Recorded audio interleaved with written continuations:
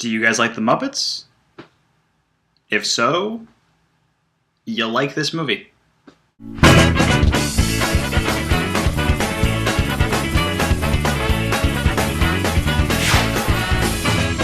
If there was something wrong, would you be all so strong? Would you do what if this movie's all life long? I like to think I would, you know, I like to think I would. But I can guarantee that what you see is not reality. Never touch you, makes a point to make it get a boy. You said it's easy, but in the end you have no choice. And you know, so just the way that...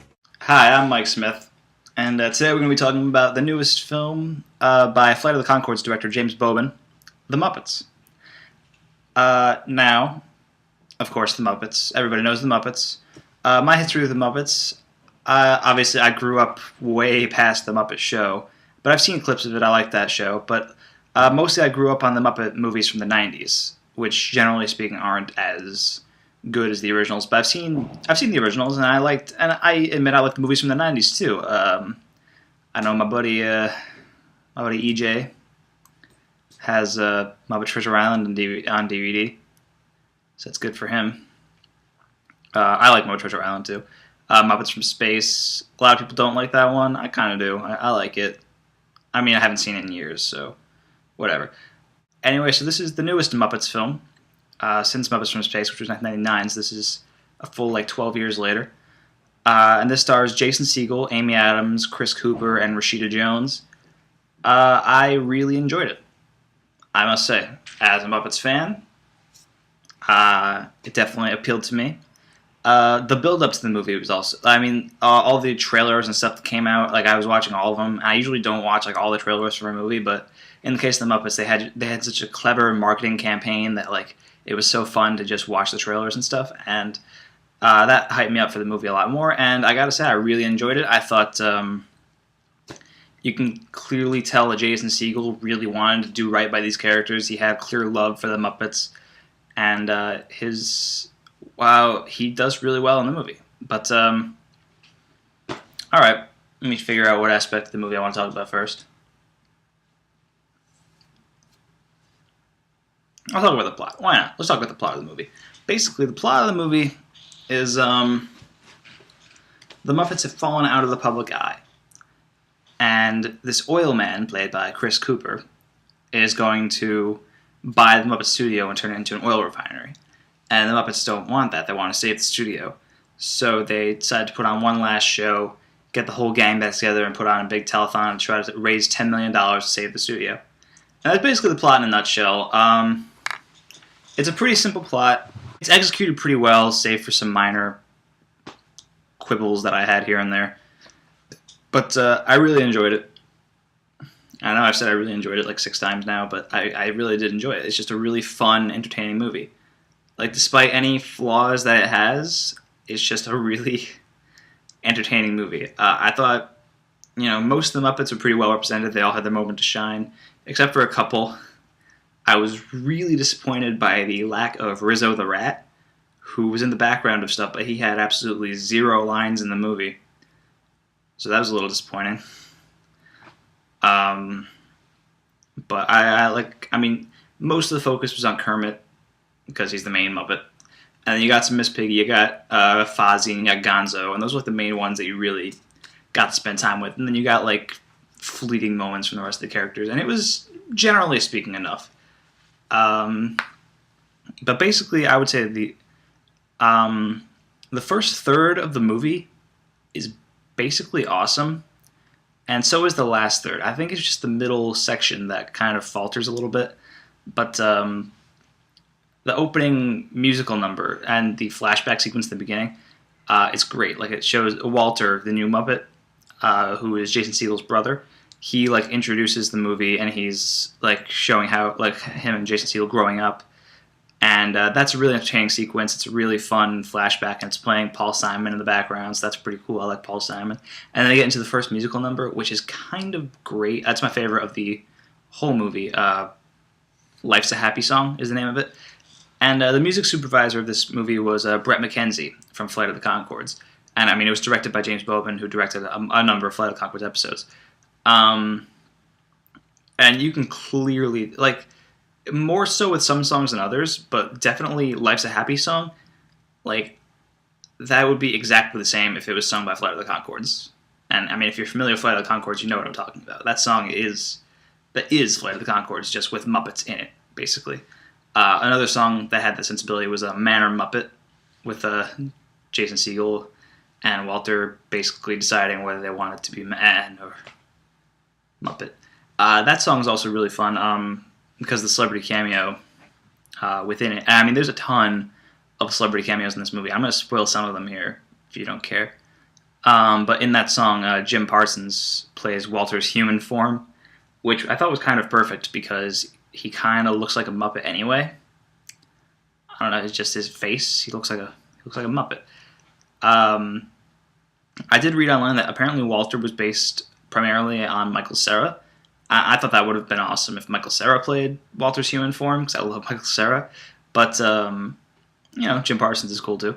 I mean, I stopped watching The Big Bang Theory a while ago, but he's a funny guy, and he was good in this cameo. Other cameos in the movie, I mean, there was a lot of cameos in this movie. Some of them were just kind of there to be there. I know John Krasinski and Neil Patrick Harris were there, and they did absolutely nothing. They just sat there. They didn't say anything. They were just answering phones at the telethon. They did zilch. Apparently, like, I also heard, I mean, I guess a lot of cameos got cut too, because apparently, like, I didn't see this, but I guess Ricky Gervais is in the background of, like, one scene, and that's it. And that's really weird to me. But Jack Black is really good in here, playing himself. He's first, he's part of a subplot with Animal, where Animal's in anger management, and I thought that was brilliant. I love Animal. They kidnap Jack Black and make him host their show at the end of the movie, and I thought that was kind of awesome. Jack Black, like, it was clear that he wanted no part in it. He was like incredibly annoyed throughout the entire time. I thought that was really funny. I'm trying to think of who else. Community fans, pop. It's my Magnitude shirt from Community. Donald Glover and Ken Jeong both have cameos in the movie. Donald Glover has like 2 lines, so that's cool. Donald Glover got more lines than Neil Patrick Harris did, so that's cool. I mean, I do have a couple criticisms of it, though. I mean, there was a musical number called Me Party. Basically, let me backtrack a little bit. Amy Adams' character, I felt, wasn't fully developed as a character. I felt like she was only there just to annoy Jason Segel. I mean, it's not that I didn't like her, it's just that her entire character arc is that she's upset that Jason Segel isn't spending more time with her, which kind of dragged the movie down, I thought. But I guess it's supposed to be like a parallel to Miss Piggy, because Miss Piggy is also upset that Kermit left her as well. And they have a musical number called Me Party, where they're like asserting their independence or whatever. And then immediately before and immediately after that, they're still so mad about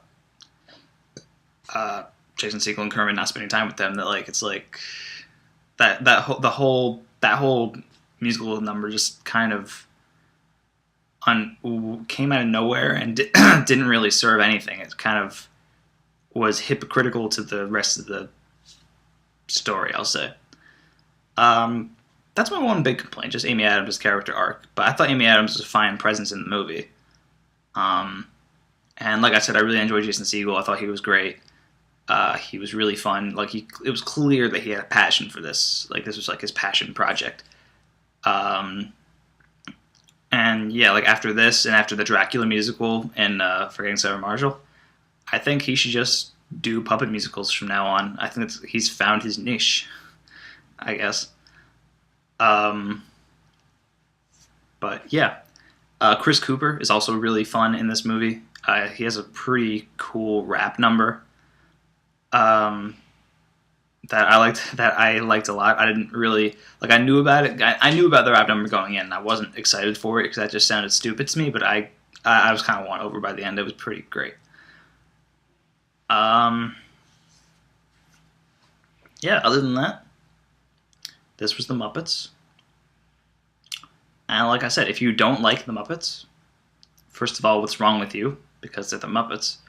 But also, then you probably won't like the movie. But if you like the Muppets, I mean, you might even like the movie if you don't like the Muppets. Who knows? But if you like the Muppets, this is a good movie. Like, no question. I think there are some flaws. You know, it's not going to be like my top 10 movie of the year, like some people have already proclaimed on the internet, but I really enjoyed it. I thought it was really fun. Just a really good weekend for kids' movies, really. I mean, you had the Muppets, you had Hugo, and you had Arthur Christmas. I didn't see Arthur Christmas. I saw Hugo. And I'll be posting a review of Hugo later. I also saw The Descendants over the weekend, so I'm be posting reviews of The Descendants and Hugo very soon. Very, very soon, YouTube. I know you're eagerly anticipating my thoughts, but yeah. So, I guess that about wraps up for the Muppets. Yeah. So yeah, like I said, I'll be reviewing The Descendants and Hugo very soon. I'll be doing my community recap sometime at the end of the week, and I'll be doing a what I've been watching sometime soon too. I've got another 5 things to talk about for that. So, yeah. All right then. So I don't know. How do you want me to end the video, YouTube? I'm just gonna go. All right, I'm gonna. Whatever, YouTube. Peace.